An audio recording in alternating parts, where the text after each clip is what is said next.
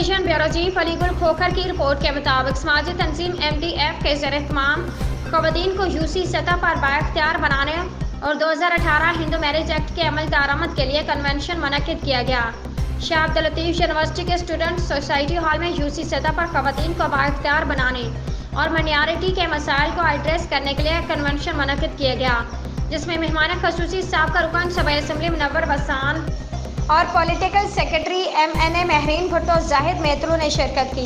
Minority خواتین و مرد، وکلا برادری، صحافتی برادری، سول سوسائٹی کی بڑی تعداد نے شرکت کی۔ تقریب کے شرکاء نے کہا کہ خواتین کے حقوق اور مائنارٹی کے حقوق کے لیے ہم سب کو اپنا فرض ادا کرنا چاہیے، لیکن MDF اپنے پلیٹ فارم سے یونین سطح پر عوامی مسائل کو حل کرنے کے لیے جس طرح عملی طور پر کام کر رہی وہ قابل تعریف ہے۔ ہمیں بھی ان کی تقلید کرنے کی ضرورت ہے۔